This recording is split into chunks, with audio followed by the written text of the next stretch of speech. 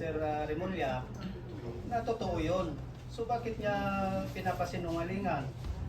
Saka sir, dinidiscredit niya kami na hindi totoo yung mga sinasabi namin. Eh, buhay po namin, sa kapamilya namin ang nakataya dito.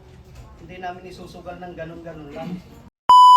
Ay pinagsinasa nila ang magkamatay ng demokrasya.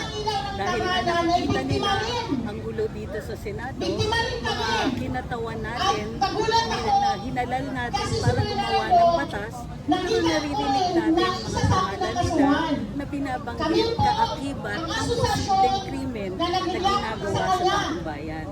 So, yun po yun. Kailangan makita natin, isinasalarawan ito para nakikita natin visual yung representation at nararamdaman natin yung pagdadalang hati natin na mamatay na ang demokrasya.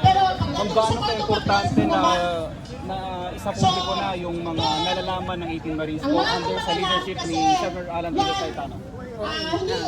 Sa ilang araw na nakikita natin yung kaguluhan dito, no?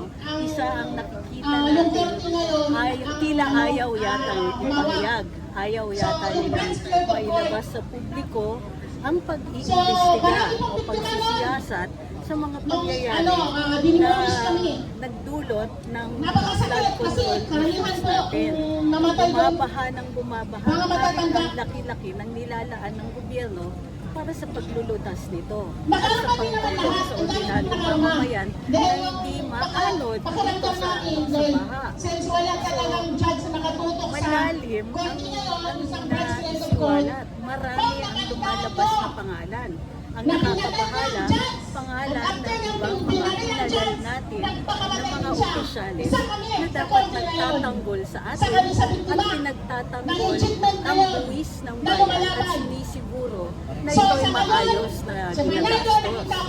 Ang naririnig natin, maging yung mga pangalan tulad na Roberto Bernardo, Eva Olivar, si Secretary Amena Pangandaman, si Adrian Bersamin. Mga opisyalis ito, mga appointed sila, pero at matindi ang posibleng naging role nila dito na ilabas na sa ibang mga pagdidinig. Pero hindi sila iniimbestigahan. Ang nakita natin, mga katulad ni Senator Jinggoy Estrada, na ang bilis-bilis, last year lang po lumabas yung pangalan niya, ay nakakulong na siya ngayon. Hindi natin tinututulan ang pag-iimbestiga at hindi natin tinututulan ang pagdadala sa hukuman ng mga ganitong klaseng palatang. Ang tinatanong natin dito, bakit selective? Bakit yung mga tila associated sa mga Duterte inuuna? At bakit tahimik naman doon sa ibang nabanggit din? Katulad ng Pangulo, katulad ng ibang mga kongresista. Bakit hindi nababanggit yung mga pangalan nila sa seryosong pag-iimbestiga? Masakit din isipin na yung mga katulad ng ating ombudsman at mga taga-DOJ ay parang hindi nakatingin ng patas sa lahat ng mga may paratang. Gusto natin masisiyasat at kumpleto yung investigasyon. Pero kapag nakikita natin na hindi patas ang pag-iimbestiga at hindi lahat ay naiimbestigahan, mababahala tayo na may cover-up dito. At mas malala pa kung may cover-up. Kasi hindi nakatarungan yan. Di ba pagkatarungan, balanse yung timbangan? Hindi na po balanse kung namimili lang tayo kung sinong iimbestigahan. Ma'am, alam natin na malawak yung korupsyon, tsaka nabanggit mo yung mga kapangalan. Nabanggit kanina ng 18 Marines si Senator Erwin Tulfo, Yes. Senator Tito Soto, Senator Lacson. Sila yung nadilibiran ng mali-malitang pera. Tapos sila din yung nabigyan ng chance ng Senate Blue Ribbon Committee last. Pero parang tila sila yung pumipili dito sa 18 Marines. Ano yung indication nito?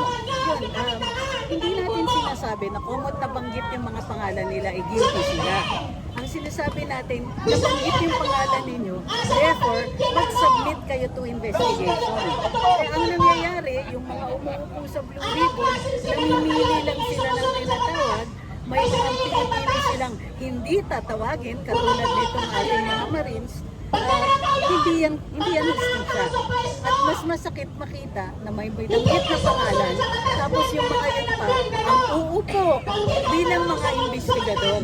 Dapat, kung sila po ay may delikadesa, hindi na sila uupo, hahayaan nila, magpapaimbestiga sila.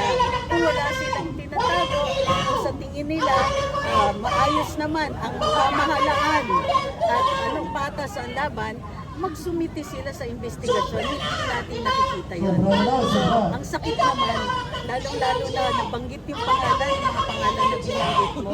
Ang sakit naman na makikita mo, nakaupo sila, tapos masayang-masaya pa. Ma'am, last na lang siguro. Ang hindi naiintindihan ng ating mga kababayan yung biglaang pagpapalit ng liderato kahapon. At yung sa pagdating sa legality nito, ma'am, legitimate ba yung nangyari kahapon? Kasi, hindi po. Ito yung pananaw ko, opinion ko, na hindi po legal ang kahit yung pagtidinig kahapon, yung pagpulong kahapon, yung session kahapon, ay walang quorum. Ayon sa sabi ng batas, ang quorum, para makapag-session at makakonduct ng business, kailangan majority ng miyembro ng Senado, hindi majority ng mga taong nandun. Ang sinasabi ng mga attempt umupo ngayon, pwede daw, dahil 22 lang ang senador, hindi na nila binibilang si Senator Bato o kaya si Senator Jinggoy. Hindi naman sila nawala sa Senado. Hindi lang sila makapunta, gawa ng kanilang mga posibleng kaso. So, mali yung pag-establish ng quorum. Kung walang quorum, walang business. Kung walang business, lahat ng pinag-usapan doon sa pagtutulong nila ay hindi tama at walang bisa.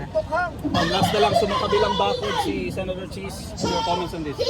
Nakakabahala na naririnig natin na posibleng dahilan bakit dumating siya sa session kahapon ay dahil tinatakot siya, nakapasuhan siya ng plunder. So, bakit may ganun?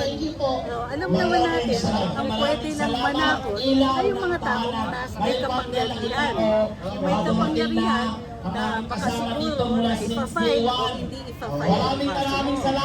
So dito, alam natin na ang nang pananakot na yun ay nanggagaling sa executive department. So, hindi rin yan katarungan. Kasi kinakasangkapan nila ang ating mga batas at yung kapangyarihan nila na mag-file ng mga batas, ng file ng mga kaso laban sa taong bayan. Ma'am, with that being said, tama na ba na sabihin natin na yung mismong gobyerno ng sindikato? Parang gano'n na nga. Ang mismong gobyerno ay gumagalaw na parang sila yung sindikato. Parang sila gumagawa ng krimen at pinagtatakpan. Buksan sana nila. Sana patas ang investigasyon. Patas ang pag-file ng kaso. Patas ang pagtidinig. At wag naman sana tayo nakakakita ng dahas na ginagamit laban sa ating mga opisyalis at tayong ordinaryong mamamayan. Salamat.